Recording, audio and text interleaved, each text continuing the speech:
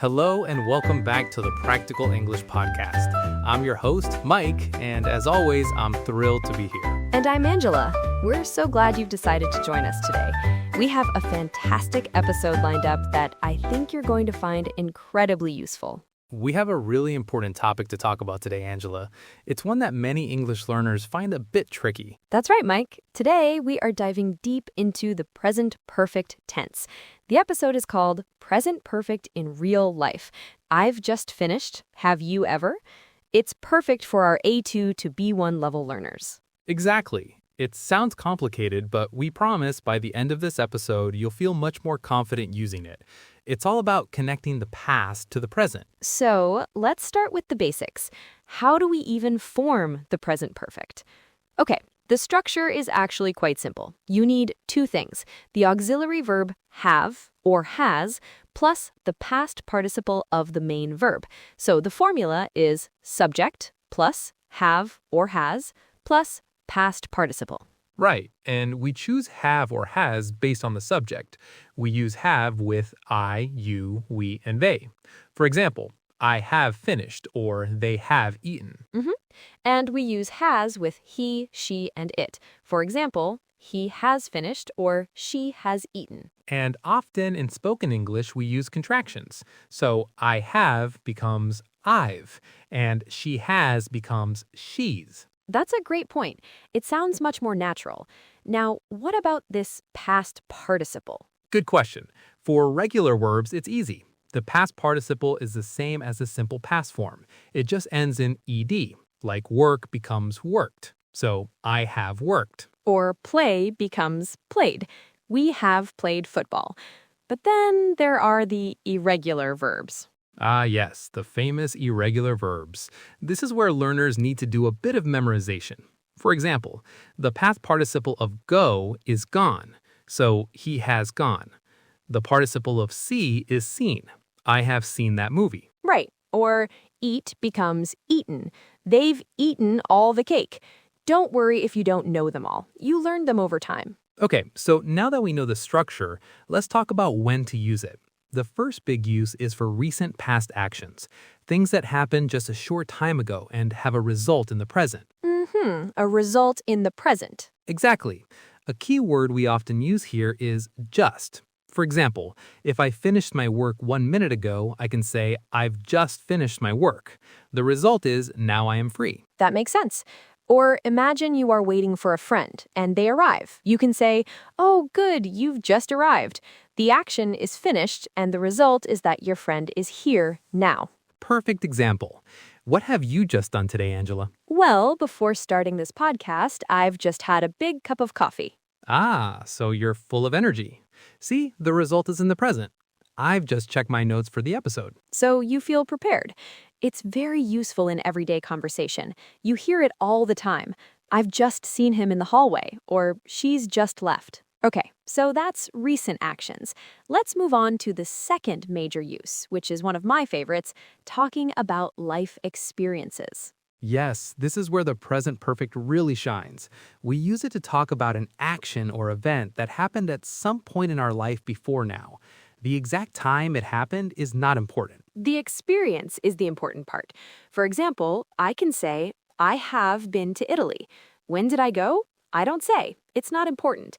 The important thing is that I have this experience in my life. That's a key difference from the past simple.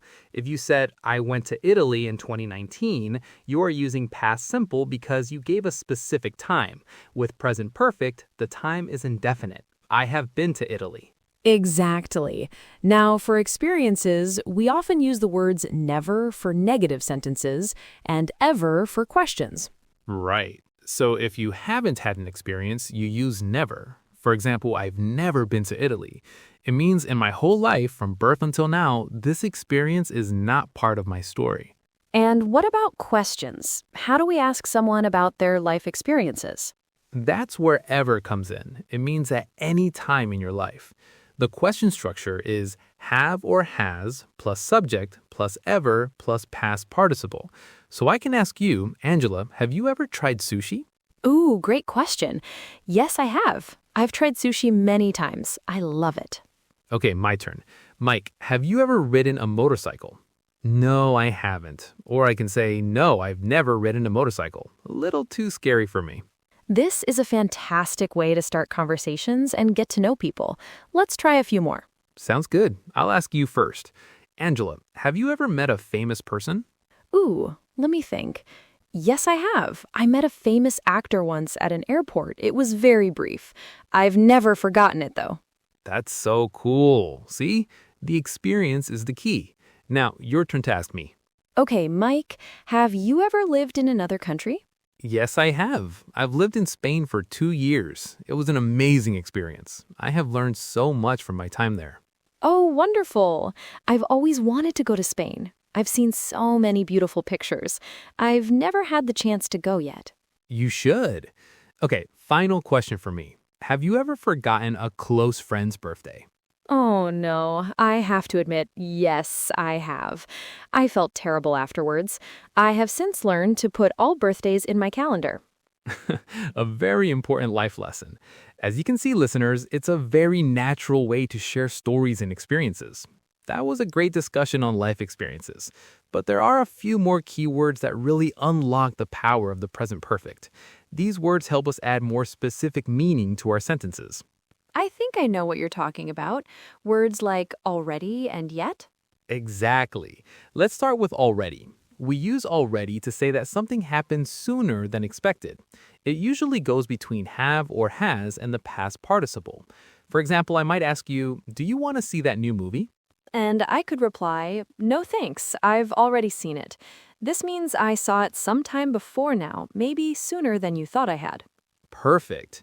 Or imagine a boss asking an employee, could you please send that report? The employee is very efficient. They might say, I've already sent it.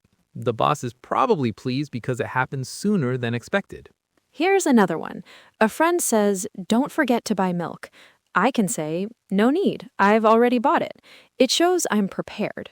Now let's talk about its partner yet. We use yet in negative sentences and questions, and it means we are expecting something to happen. Unlike already, yet almost always comes at the end of the sentence. Right. So in a negative sentence, it means something hasn't happened, but we think it will. For example, I haven't finished my homework yet. I expect to finish it, but at this moment, it's not done. Or, he hasn't called me yet. I am waiting for his call. I am expecting it, but it hasn't happened. And in questions, it's used to ask if something expected has happened. For example, have you done the dishes yet? I ask this because I expect the dishes to be done at some point. A very common one is, have you eaten yet? This is a classic question when you meet a friend around lunchtime. So let's do a quick mini dialogue. Mike, I'm waiting for our friend John. Have you seen him yet? Yes, I've already spoken to him. He's running a bit late. All right, we've covered a lot today. Let's do a quick recap of the main points. Good idea, Mike. First, the structure of the present perfect is subject plus have or has plus the past participle. Remember your irregular verbs. Second, we use it for actions that happened very recently, often with the word just. For example, I've just finished my work. Third, and very importantly, we use it for life experiences at an unspecified time in the past. This is when we use never for negatives, like I've never been to Japan, and ever for questions, like have you ever tried it? And remember the key difference. If you say the specific time, use the past simple. I went to the cinema yesterday. If the time isn't important and you're talking about the experience, use the present perfect. I have seen that movie before. That's the perfect summary, Angela. We hope we've helped you understand this tense a little better today.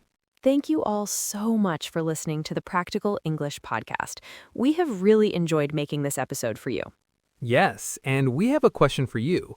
Using our new tense, have you ever thought of a topic you'd like us to discuss? Please let us know in the comments below. We read all of your suggestions.